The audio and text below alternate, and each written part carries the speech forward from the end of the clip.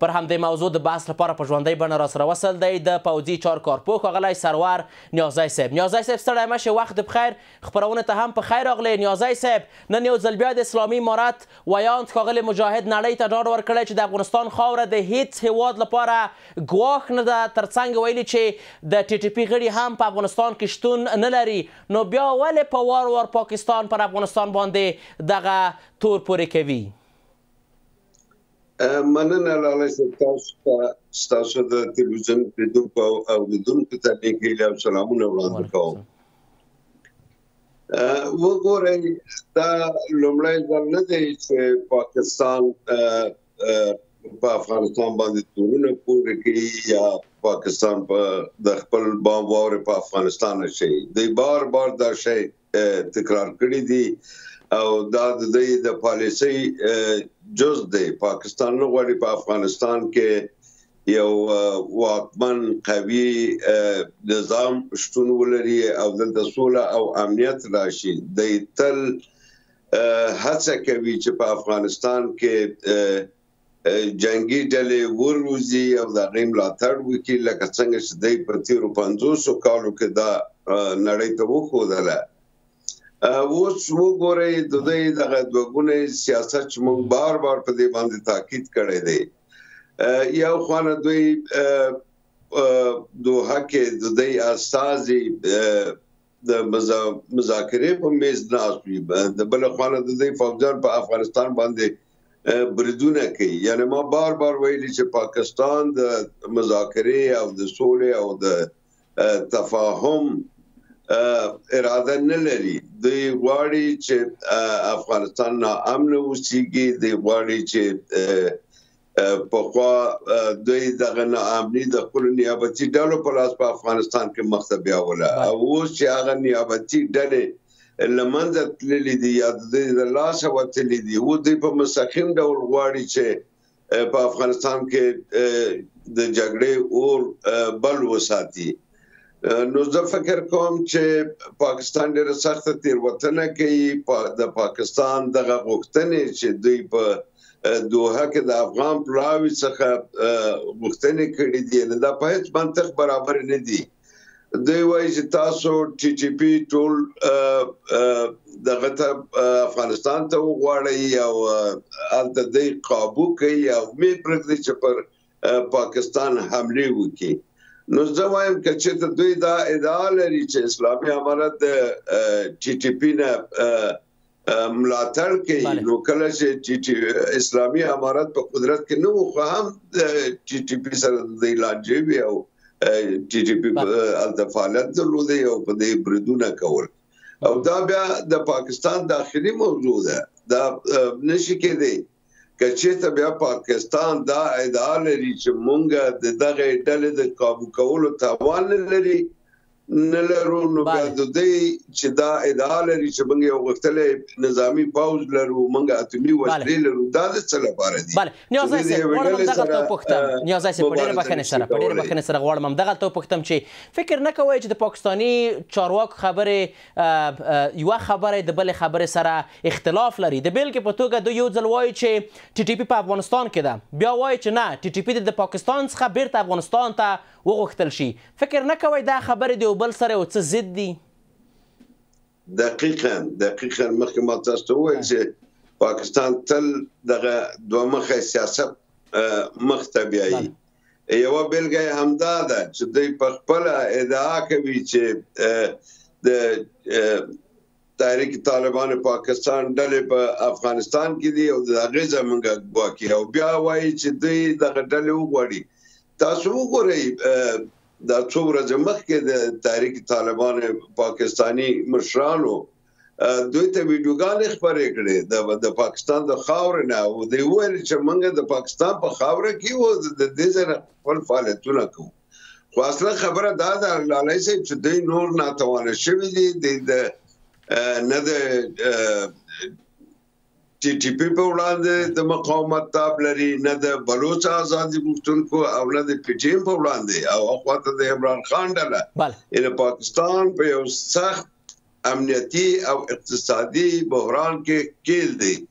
دوی هر خواته لاس اچوي، هر خواته هلې ځلې کې تر څو نړۍ ته وښیي دغه خپل ځواک څنګه پټ کړي، نړۍ ته دا وښیي چې ګواکې په پاکستان کې خیر او خیریت دی او د هر څه کېږي د افغانستان د خاورې نه مونږ ته پر مونږ باندې کېږي. نو زه وایم که دوی چېرته دغه توانمندي نه لري بیا نو دغه او د اسلامي امارت څخه غواړي چې دوی په پاکستان کې امن راولي، بیا دوی د خپلې وسلې او د اتوم بم او د خپل درنې وسلې د افغانستان ته په اختیار کې ورکړي تر څو افغانان لاړ شي د امنیت ونیسي. یعنې دا خو ناممکنه خبره ده چې دوی اسلامي امارت لاړ شي په پاکستان کې د دوی امنیت ونیسي او د دوی مخالف ډلې کابو کړي. دا خبره د منلو نه ده. بله نیازی صاحب، ستاسو تحلیل، فکر او آند څه دی؟ له دې څخه وروسته نورو مذاکراتو ته هیلهمندي شته؟ فکر کوئ چې دغه مذاکرات او خبرې اترې به څلورم پړاو ته لاړ شي په کوم بل هیواد کې؟ ګورئ، کله چې د دوی استازي هلته په مذاکره کې ناست وو، مذاکرې نه وې پیل شوې، دغه مذاکرات د پیلېدو په حالت کې ما وویل چې دغه مذاکرات پایله نه لري، ځکه چې دوی په خپل عهد او په خپل خبره ولاړ نه دي. دوی بیا هم زه تکراروم چې دوی دوه مخی سیاست لوبوي. د یو خوا په مذاکره کې کینی او دنیا ته کوي چې موږ خو مذاکره غواړو او د بل خوا بیا دوی په افغانستان باندې حملې کوي.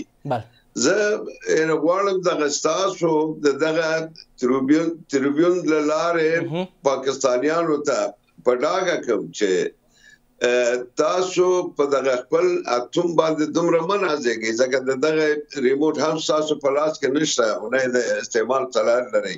خو موږ افغانان یو تشویش لرو او نړۍ هم باید د تشویش ولري چې دغه اتومي وسلې مبادا چې دغه توندرو ډلو لاس ته ورشي. نړۍ باید اوس د دې وخت راغلی دی چې نړۍ باید د پاکستان په اتومي وسلو باندې تصمیم ونیسي. د دې هغه اتومي وسلې د دې ځینې واخیستل شي، ځکه په پاکستان کې امنیتي حالت ډېر کړکېچن دی. کېدای شي دا د داعش او یا د همدا تحریک طالبان پاکستاني لاسته ولویږي. دا به بیا د نړۍ دپاره ډېر سخت سرخوږی وي، ځکه دوی نشي کولی چې خپل امنیت وساتي، دغه خپلو وسلو امنیت وساتي. تاسو هر ورځ ګورئ د دې پوسټې او د دې چوړۍ د تحریک طالبان پاکستاني او بلوچ آزادي غوښتونکو لخوا هر ورځ نیول کېږي، دی هر ورځ دوی ته درانه تلفات رسیږي. دوی په ډېر یو بد حالت کې دی، د دوی د سرتیرو مورال نور ضعیفه شوی دی، دوی د جګړې او د مقاومت توان نور نه لري. بله ښه نیازی صاحب، که د وروستۍ پوښتنې په توګه له تا څخه وپوښتم چې اوس به څه ترسره کیږي، ځکه چې د پاکستان دفاع وزیر ښاغلي خواجه آصف ویلي چې تر څو چې پر موږ باندې برید ونه شي د افغانستان له لورې دغه اوربند به همدغه ډول باندې دوام ومومي. څه به وشي؟ دا خو تل تاسو وګورئ، نه اوس حتی د ښاغلي کرزي په وخت کې، بیا د ښاغلي غني په وخت کې، بیا کله چې امارت اسلامي راغلی دی بار بار په افغانستان حملې کړي دي. دا یو ځل خو نه دی، دی بمباردونه کړي دي، دی توپچي حملې کړي دي، راکټي حملې په افغانستان کړي دي، د ډرون الوتکو په وسیلې حملې کړي دي او خپلې حتی جګړه مارې ډلې دلته راستولي دي یا نیابتي ډلو په وسیلې دلته جګړې مخ ته بیولي دي. دا خو د اوس نه دی. نو څنګه په پاکستان باندې باور وشي؟ ځکه دوی خپل باور له لاسه ورکړی دی. زه فکر کوم چې اوس څه باید وشي. اوس زما غوښتنه د اسلامي امارت څخه دا ده چې دوی خپل د سرحدونو امنیت ونیسي، ځکه پاکستانی سرتیري یا د دوی سرحدي ځواکونه یا د دوی پوځیان نشي کولی امنیت وساتي. تاسو ویلي چې تحریک طالبان پاکستاني د دې پوسې هر ورځ نیسي او هلته دوی تقریبا همدا اوس بڼو، باجوړ او ډېرې سیمې له لاسه ورکړي دي. هلته تحریک طالبان پاکستاني حکومت کوي.